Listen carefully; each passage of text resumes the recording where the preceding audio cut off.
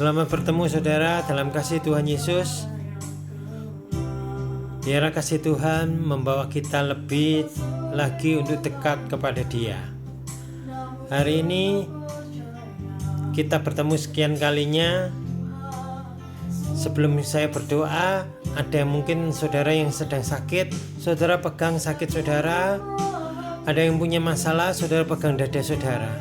Biar Tuhan yang bekerja hari ini melalui doa hari ini, biarlah mujizat Tuhan berlangsung dalam doa sekarang ini. Mari kita doa. Tuhan, kami bawa seluruh kehidupan kami bawa seluruh kehidupan kami, jamaah sakit penyakit kami. Engkau sendiri yang bekerja selalu luar biasa dalam kasih-Mu Tuhan. Engkau yang mengerjakan sesuatu yang dahsyat dalam kehidupan kami.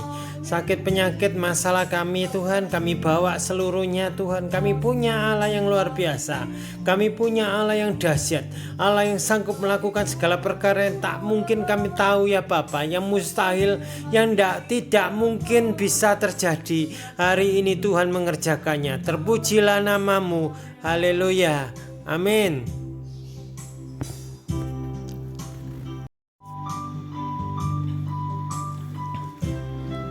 Salam, kita bertemu lagi dalam kasih Tuhan. Hari ini kita belajar firman Tuhan tentang doa. Doa, setiap orang tahu artinya bercakap-cakap dengan Tuhan. Semua agama juga tahu doa itu bercakap-cakap dengan Tuhan. Baik agama Kristen, agama Buddha, agama Hindu, agama Islam, agama Katolik, bahkan agama manapun di seluruh dunia tahu kalau doa itu bercakap-cakap dengan Tuhan. Kalau kita berkata bercakap-cakap dengan Tuhan, berarti Tuhan bicara dan kita juga berbicara. Kalau kita berbicara dengan teman kita, namanya bercakap-cakap. Tapi kalau kita berbicara dengan Allah, berarti kita berdoa. Kalau berdoa berarti ada timbal baliknya. Tuhan berbicara, kita juga berbicara. Itu namanya berdoa. Tapi dalam kenyataannya, setiap kita selalu berkata, ini saya berdoa.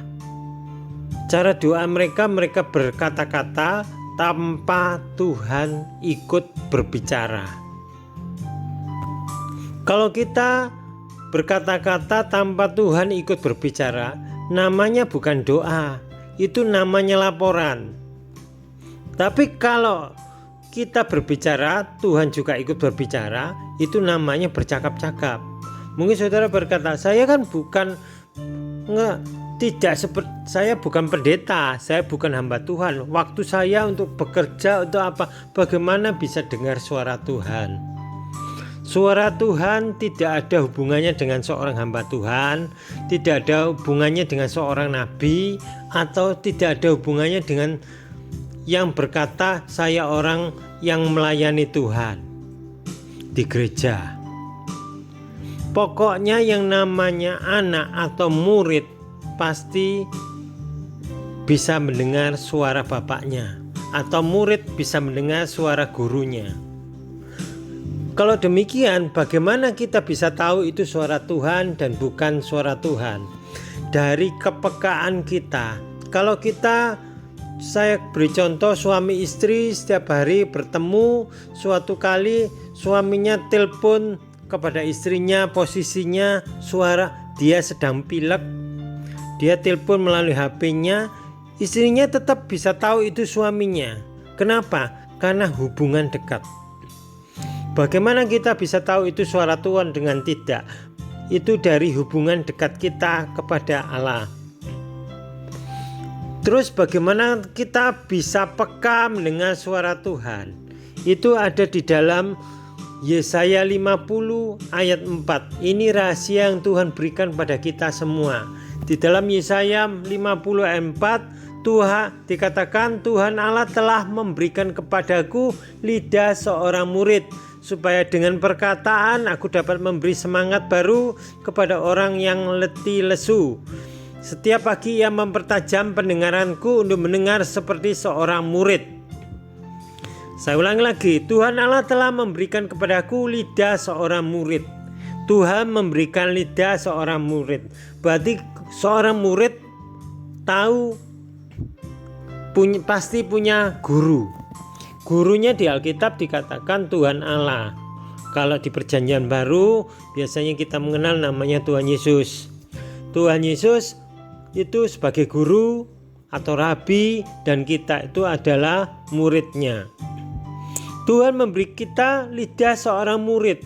Seorang murid diberi lidah oleh Tuhan, itu maksudnya dia bisa menyampaikan suara gurunya, suara pimpinannya. Dia kalau di dalam Perjanjian Lama perkataan apapun itu harus sama. Kalau gurunya menyampaikan sesuatu A, itu kalimatnya harus sama. Jadi muridnya harus menghafalkan berulang-ulang sampai kalimatnya penyampaiannya benar. Karena zaman itu penyampaiannya sistemnya melalui lidah seorang. Ya, murid itu juga menyampaikan sesuatu dari lidah Allah. Dan Allah menyampaikan apa, perkataan isi hatinya, murid bisa menyampaikannya. Supaya dengan perkataan aku dapat memberi semangat baru kepada orang yang letih lesu. Itu loh tugasnya murid, memberi semangat, bukan untuk semakin menjatuhkan orang atau semakin menghancurkan orang. Kita terbentuk di dalam kekristenan itu kasih. Kasihilah sesamamu, terutama saudaramu seiman. Kasih terhadap saudara seiman, bukan sekedar kalau dia cocok dengan aku ya aku bisa, kalau tidak cocok ya aku tidak bisa. Itu bukan. Kasih itu harus walaupun tidak sesuai dengan kita, itu kita harus bisa mengasihi, terutama saudara kita seiman dalam setiap segala kekurangannya. Dan yang berikutnya dikatakan, setiap pagi ia mempertajam pendengaranku untuk mendengar seperti seorang murid. Bagaimana kita bisa mendengar seperti seorang murid? Kita perlu setiap pagi bangun untuk berdoa. Tujuannya apa? Dia mempertajam pendengaran kita. Dengan kata lain, saudara bisa dengar suara Tuhan. Dari setiap pagi saudara bangun berdoa, itu membuat saudara dipertajam telinga saudara untuk mendengar suara Tuhan. Setiap pagi saudara perlu waktu, luangkan waktu untuk setiap pagi untuk mendengar suara Tuhan. Saat saudara mendengar suara Tuhan dan saudara juga berkata kepada Tuhan, itu namanya berdoa. Hari ini firman Tuhan tentang doa.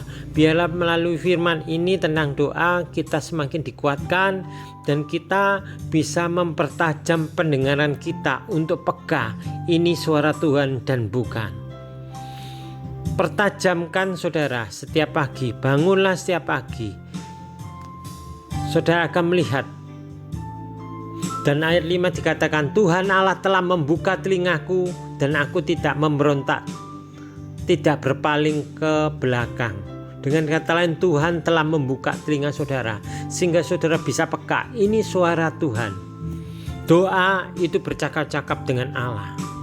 Luangkan waktumu setiap pagi untuk berdoa di hadapan Allah, maka engkau akan menjadi peka, dan itulah namanya doa, bercakap-cakap dengan Allah. Terima kasih, kita doa sekali lagi. Tuhan, terima kasih untuk firman hari ini. Banyak hal yang tidak kami mengerti, pertajamkan telinga kami, pertajamkan hati kami untuk bisa mengerti rencana Allah yang luar biasa.